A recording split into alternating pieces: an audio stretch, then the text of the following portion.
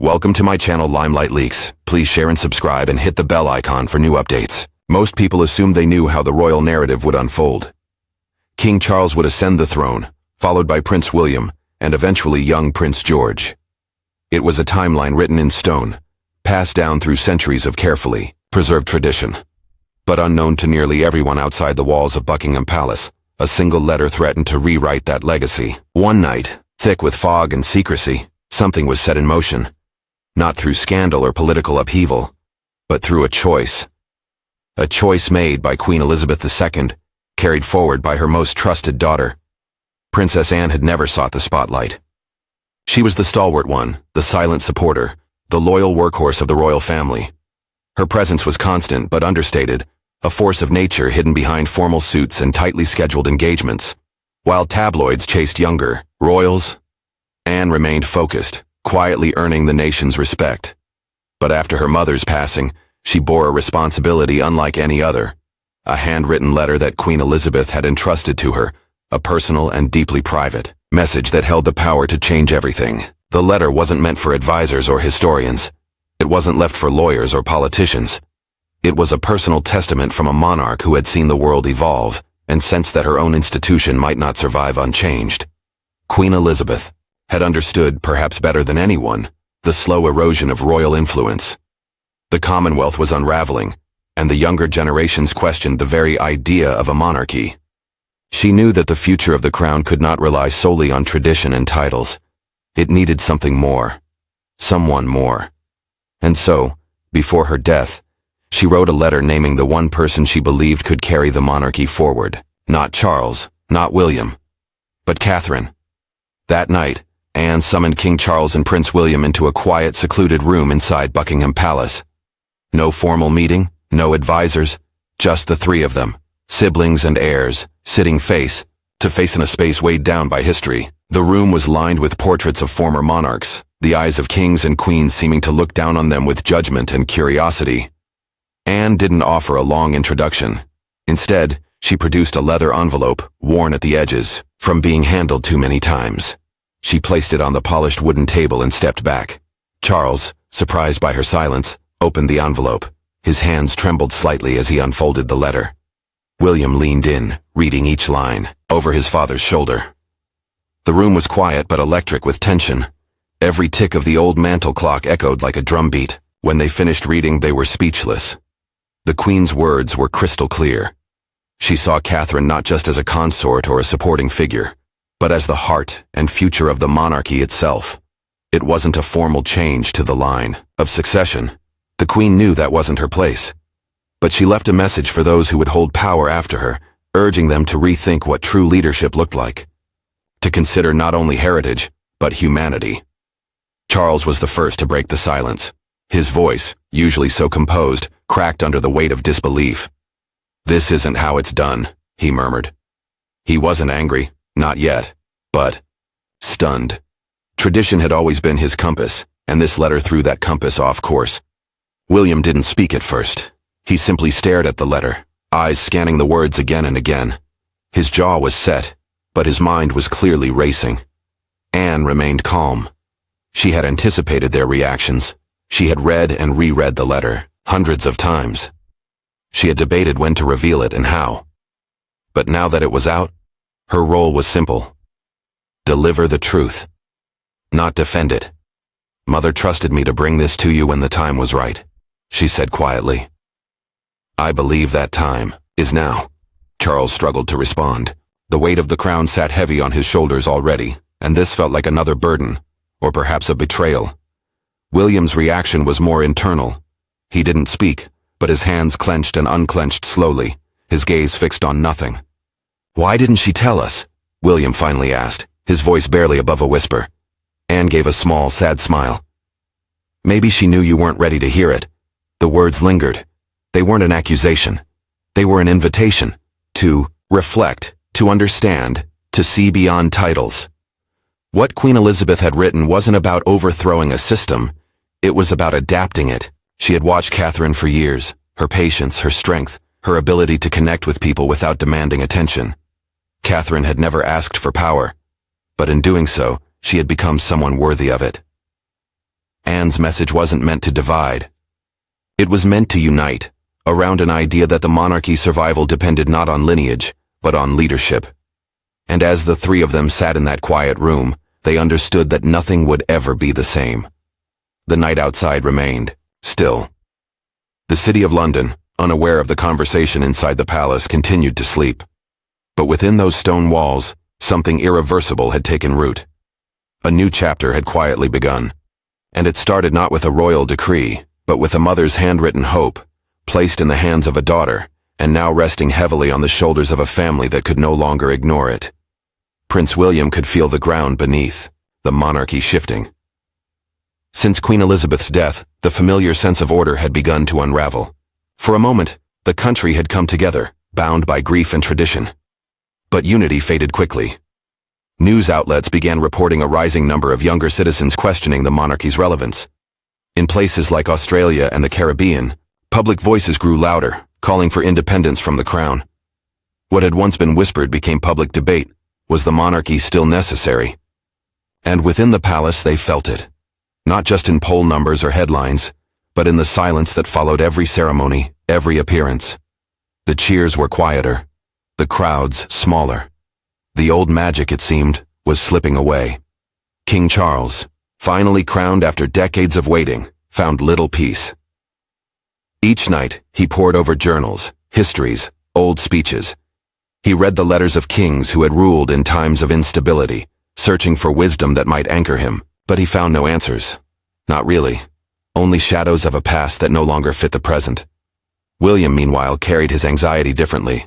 It weighed him down, not in books or public appearances, but in quiet moments with his children. He looked into George's eyes and wondered what kind of future he was preparing him for. The prince who had once seemed destined to inherit a stable institution now questioned whether that future would ever arrive. And for all his royal training, William found himself feeling increasingly uncertain. Was he doing enough? Was tradition enough? Then there was Catherine. She carried no title beyond what had been given to her.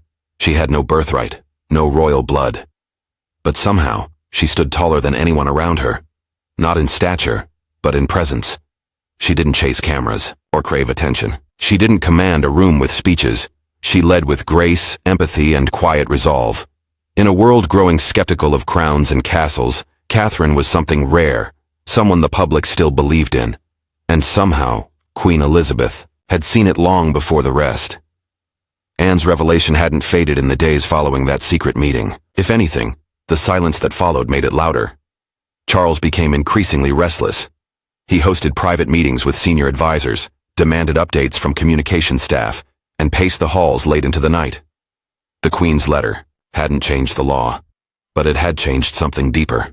It had changed the perception of who should lead. And that was far more dangerous to the palace than any formal petition. William struggled in his own way. He avoided the subject at home, but it lingered. Catherine noticed, she always did. He would sit in the nursery longer than usual, tucking Charlotte in, brushing Louis's hair back gently. He was searching for something, maybe clarity, maybe purpose. Catherine, ever composed, never asked. She didn't need to. She simply sat with him in those quiet moments and waited for him to speak. When he finally did, it was late one evening. "She chose you," he said, almost like an admission. "And I think part of me always knew she would." Catherine didn't respond right away. She reached across the small space between them, took his hand, and simply said, "I never asked her to." It was true. Catherine had never chased the crown. Not once. She had shown up, quietly, consistently, in service, not ambition. While others had struggled beneath the weight of royal expectations, she had carried them lightly, naturally. That perhaps was what made her different, and it was also what made the idea of her as the future so powerful. Outside the palace, the public didn't know the full truth, not yet. But they sensed something was different. The press speculated. Articles appeared questioning Catherine's role. Polls showed a surprising shift. More and more people believed Catherine was the face of the monarchy. Not Charles, not even William, but Catherine. And with every charity event she attended, every child she comforted, every quiet speech she delivered, the belief grew. And inside the palace, that belief was becoming a quiet storm. Charles knew it. He tried to push forward with tradition, increased visibility, international visits, new royal initiatives. But the more he did, the more disconnected he seemed. His past, his controversies, his age, they weighed against him. He was respected, yes, but not revered. Catherine, on the other hand, moved through the world like a bridge, between old and new, between royal and real. Her strength wasn't in her name, but in her actions. She had built trust, slowly, deliberately, not with power, but with presence. One evening, a senior royal aide whispered a quiet warning to Charles. "Your Majesty, the people are watching, and what they're seeing is her." Charles didn't respond. He simply looked out the window at the London skyline, the lights flickering like stars. For the first time, he wondered if he was merely a steward, a placeholder for something or someone greater. In a small room tucked away in Kensington Palace, Catherine sat by herself, writing thank you notes to charity organizers. She didn't know about the aide's warning. She didn't need to. She wasn't working for a throne. She was working for the people, and in doing so, she was redefining what the crown could be. Anne continued to keep her distance from the media, but inside the palace she became a quiet pillar of support. She met with Catherine often, informal chats over tea, walks through the garden. Anne had seen something that no one else had the courage to say aloud. She had seen a leader. And so, as pressure inside the palace built, and the world slowly caught wind of what was coming, Catherine continued doing what she had always done, showing up, leading by example. Not because she wanted to wear the crown, but because she had already earned something far more powerful, the trust of the people. The change didn't happen with trumpets. There was no royal decree, no front page announcement, no breaking news alert. Instead, it began like a whisper. Soft but persistent, carried not through the marble halls of Buckingham Palace, but through everyday conversations, online posts, and silent moments where the public quietly took notice of something different, a shift in presence, a shift in power. A woman who had long walked 2 steps behind was suddenly being seen for who she truly was, not just a supportive royal wife, but a leader. Catherine Elizabeth Middleton, the Duchess of Cambridge and Princess of Wales, had become a figure people looked to with admiration and trust. What made her stand out wasn't grandeur or charisma, but something rarer, quiet authenticity. In a world drowning in spectacle, Catherine offered sincerity. Where others made headlines, she made impact. For years she had been showing up without making a fuss, visiting hospitals, comforting grieving families, championing children's causes, and advocating for mental health. And gradually, these consistent, unglamorous moments began to add up to something powerful: belief. The Queen had seen it perhaps more clearly than anyone else. She had written it down, sealed it in a letter, and entrusted it to Princess Anne. And now that truth was beginning to spill beyond palace walls. Rumors swirled in the press. Was there tension behind the scenes? Was King Charles truly in control of the monarchy's direction? Why had Anne been spotted in multiple unplanned visits to Kensington Palace? The tabloids speculated wildly. But beneath the gossip, the public saw something simpler and more profound. Catherine was everywhere. And not because she had to be, but because she wanted to be. In quiet moments, her presence made the biggest noise. When a child tugged at her coat and she bent down to speak eye to eye. When she greeted an elderly veteran with warmth and patience. When she showed up, again and again, not for photo ops, but for purpose. She didn't perform royalty, she lived service. And it was that difference that people noticed. Inside the palace, however, the weight of Queen Elizabeth's wish had begun to press down heavily, not just on Charles or William, but on Catherine herself. She hadn't asked for this. She hadn't planned for it. She had always expected to walk beside William, not in front of him. And now, without warning, the legacy of 1,000 years seemed to be shifting in her direction. She found herself lying awake at night, not out of ambition, but out of fear. Fear of breaking the family she had worked so hard to hold together. Fear of disrupting the path William had prepared for since birth. And fear, most of all, of what saying yes might mean. For her children, for her marriage, for her identity. One night, unable to sleep, she slipped into the nursery and stood silently over George's bed. He was dreaming, his face soft and untroubled. She knelt beside him, brushing a lock of hair from his forehead, and whispered a quiet promise she didn't fully understand yet. A promise to protect him, to guide him, to make sure that whatever came next wouldn't crush the gentle future she hoped he'd inherit. Meanwhile, public attention continued to build. Journalists began digging into Catherine's past, her childhood, her school years, her early courtship with William. And what they found only deepened the admiration. Catherine hadn't been born into privilege, but she had embraced responsibility with grace. She hadn't been trained for royalty, but she had trained herself through patience, kindness, and quiet discipline. They discovered stories that hadn't been widely told. Her work organizing fundraisers for children's hospitals long before, her engagement, her time volunteering abroad in rural communities, her decision to cut her own hair and donate it anonymously to cancer patients. These weren't grand gestures. They weren't calculated. They were just her. And for many, that was the moment the shift became permanent. Catherine wasn't simply likable. She was admirable. She wasn't a placeholder for tradition. She was a reason to believe in it again. Back inside the palace, the royal family wrestled with the implications. King Charles grew more withdrawn. He had spent a lifetime waiting for his turn, and now, in what should have been his prime, the spotlight was turning away. He held meetings with senior aides, searching for ways to revitalize the monarchy.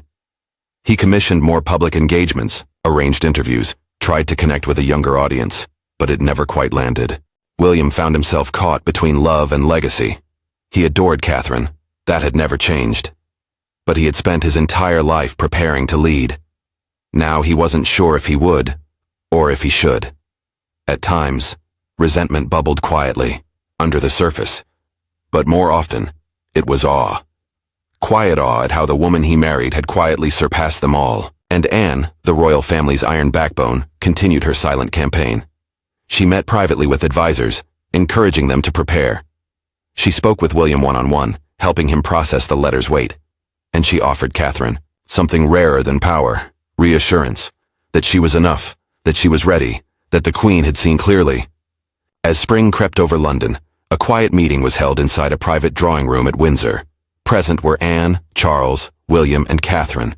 No aides, no note-takers, just the family.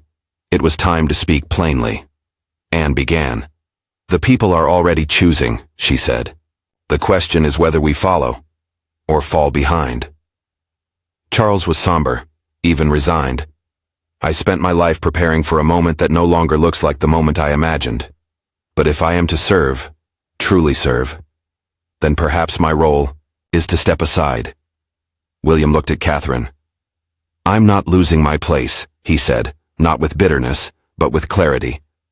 "I'm realizing what place I truly belong in." And then, all eyes turned to her. Catherine, the girl who had once waited tables, the student who had traveled abroad to build schools, the wife who had stood quietly beside her prince, never demanding attention. She looked at each of them. She thought of her children. And then she spoke. "If this is truly about what's best, for the future, not tradition, not appearance, but people, then I will do whatever is needed, not for the crown, for the country." No one said anything more, but in that moment, the shift became real, and the woman who never asked for the throne became the one who might define its future. The silence in the room was profound, heavy with the weight of unspoken understanding. Catherine's words lingered in the air, a quiet promise echoing louder than any royal decree. It was a moment of reckoning, not just for the family, but for the very institution they embodied. They were no longer merely bearers of tradition. They were architects of transformation. And in that transformation lay both hope and uncertainty. King Charles exhaled slowly, his shoulders visibly relaxing for the first time in weeks. The burden of expectation, long carried in solitude, felt slightly lighter now. "If stepping aside is what it takes to keep the monarchy alive and relevant, then I will do so," he said, his voice steady but tinged with vulnerability. "But this must be done with respect to our heritage and with care for those who follow." William nodded thoughtfully. The clarity he had sought for so long seemed to crystallize in that moment. "My duty has always been to serve," he admitted. "Not just to inherit a title, but to support a future that makes sense to the people who will live it. If Catherine is that future, then I stand behind her, fully and without hesitation." Anne, ever the guardian of their legacy, allowed herself a rare, subtle smile. The quiet strength that had guided the family through decades of change was now focused on this new chapter. "We move forward together," she said simply, united by purpose, not by protocol. Catherine felt the weight of their collective resolve settle on her like a mantle. It was not a crown she sought, but the responsibility it carried. As she looked around the room, at the faces of the family she loved, and the history they represented, she understood the magnitude of what lay ahead. It would not be easy, change never is, but it was necessary. For the monarchy to survive, it had to evolve beyond ceremony and lineage.